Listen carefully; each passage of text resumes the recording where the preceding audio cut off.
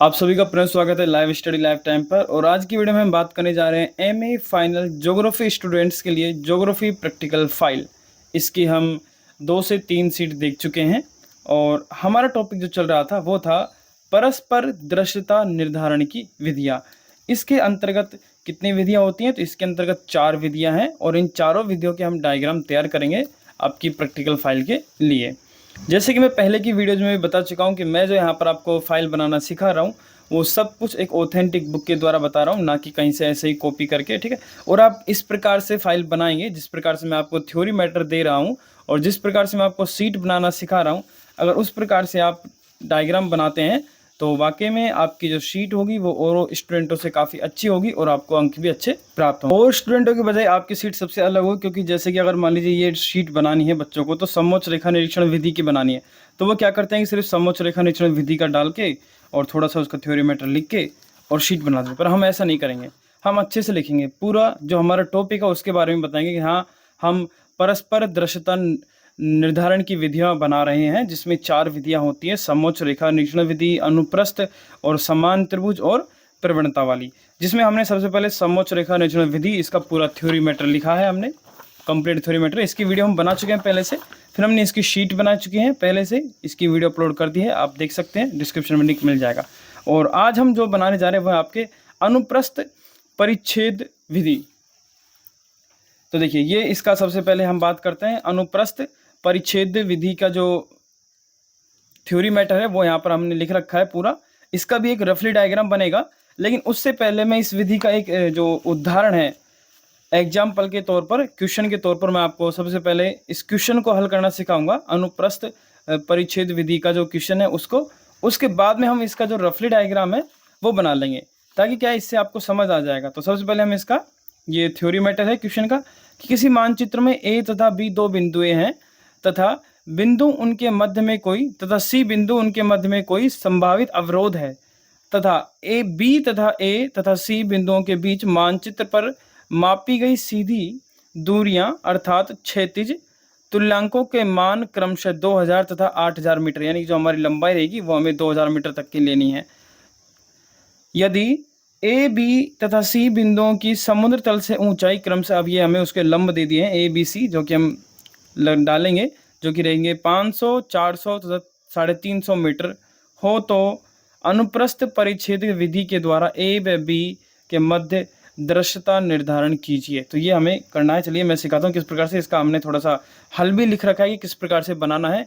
Simple, कोई विद्यार्थी इसको भी पढ़ के आराम से बना सकता है, ठीक है। तो मैं अब आपको एक एक स्टेप बाय स्टेप इसको बनाना सिखाता हूँ। सर्वप्रथम आपको एक ए व बी रेखा खींचनी है। इसकी लंबाई अब आप अपने अनुसार 10 सेंटीमीटर या 20 सेंटीमीटर रख सकते हैं। 10 सेंटीमीटर मैंने इसलिए नहीं रखी है क्योंकि 10 सेंटीमीटर में जो डायग्राम है वो बहुत छोटा बनता। हमने यहाँ पर 20 सेंटीमीटर रेखा ली है ताकि डायग्राम बड़ा बनेगा, अच्छा दिखेगा। जैसे कि हमें मान चाहिए थे 800 और 2000 क्षैतिज रेखा पर, तो हमने क्या किया, पर सेंटीमीटर 100 मान लिया और फिर हमने 20 सेंटीमीटर खींच ली। जैसे 4 मीटर पे हमने 4 सेंटीमीटर पे 400 दिखा दिया, फिर 8 सेंटीमीटर पे 800। इस प्रकार से हमने ये मान यहाँ पर दर्शा दिए हैं। टोटल 20 सेंटीमीटर की रेखा है। अब हम इस पर एक लंब डालेंगे और उस पर भी मान दर्शाएंगे। इस पर एक लंब डाल दिया जिस पर हमने हर एक सेंटीमीटर 100, 200, 300, 400, 500 तक दर्शाया, क्योंकि हमें जो ए बी व सी बिंदुओं पर हमें जो मान दर्शाने रहेंगे उनकी ऊंचाई रहेगी 500, 400 व 350, ठीक है। सी बिंदु हम यहाँ पर दर्शाएंगे अवरोध के तौर पर, एक सी बिंदु हम यहाँ पर दर्शा दिए हैं। और ये जो आप लंब डालेंगे ये हमारे जो 0 पॉइंट है उससे हल्का सा थोड़ा आपको दूर रखना है, क्योंकि हम इसको ए पॉइंट मान रहे हैं, इस वाले बिंदु को। तो इस पर हम लंब डालेंगे तो उस समय डॉट डॉट से हम लंब को दर्शाएंगे, फिर सी पर, फिर बी पर। तो अब आगे का डायग्राम बनाएंगे। जैसे कि आप देख सकते हैं, ए बी सरल रेखा खींचे, इस रेखा के मापने के अनुसार बिंदु अंकित कीजिए तथा सी अब किसी ऊर्ध्वाधर मापने के अनुसार ए बी सी बिंदु पर उनकी ऊंचाई प्रकट करने वाले क्रम से ए डैश, बी डैश तथा सी डैश लंब उठाएं। अब इनकी ऊंचाई हमें यहाँ पर दे रखी है 500, 400 और 350। तो अब हम इन पर लंब डालेंगे। तो सबसे पहला हमारा ए बिंदु जिस पर हमें 5 यानी कि 5 सेंटीमीटर का लंब डालना है। सिंपल हम स्केल रखेंगे और एक डैश डैश आपको खींच देनी है।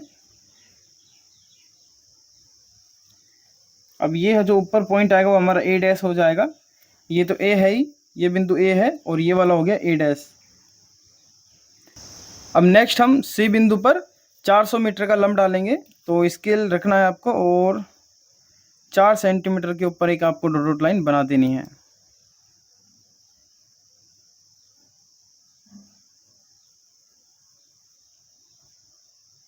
यह हमारा हो जाएगा सी डैश बिंदु और बी पर हम खींचेंगे 350 यानी कि 3.5 सेंटीमीटर के एक लंब।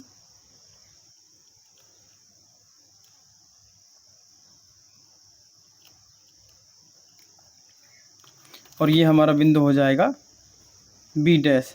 अब हमें करना क्या है, ए डैश व बी डैश बिंदु को आपस में मिलाना है। ये दृष्टि रेखा रहेगी, देखिए इस प्रकार से।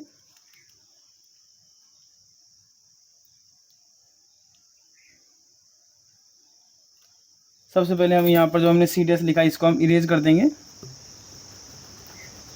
क्योंकि ये कटेगा। फिर इससे अच्छा है कि हम इसको एक बार इरेज कर देते हैं। अब हम ए डैश व बी डैश रेखाओं को, जो बिंदु हमारे, उनको मिलाएंगे स्केल की सहायता से। अब देखिए यहाँ पर जो हमारी सी और सी डैश रेखा है, उस रेखा को, मतलब वह लंब इस रेखा से नहीं कटेगा। आप देखेंगे अभी जब ये देखिए यहाँ पर ये लंब इससे नहीं कटा है सी डैश। इस कि हमारे जो सी डैश रेखा से दृष्टि रेखा दृश्य रहेंगे।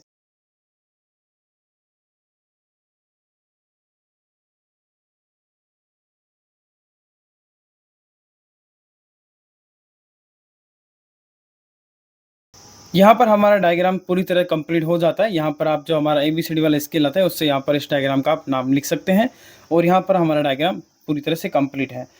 तो इस प्रकार से हमारा यहाँ पर तैयार हो जाता है अनुप्रस्थ परिच्छेद विधि का एक उदाहरण के साथ डायग्राम। और ये हमारा डायग्राम कंप्लीट है। वीडियो अच्छी लगी हो तो फिर एक लाइक जरूर करें, चैनल को सब्सक्राइब करें। इसी तरह की और वीडियोज़ के लिए बाकी की शीट्स की वीडियो भी बहुत जल्द अपलोड हो जाएगी। वीडियो अच्छी लगे तो प्लीज़ लाइक और सब्सक्राइब अवश्य करें। थैंक यू सो मच, मिलते हैं नेक्स्ट वीडियो में।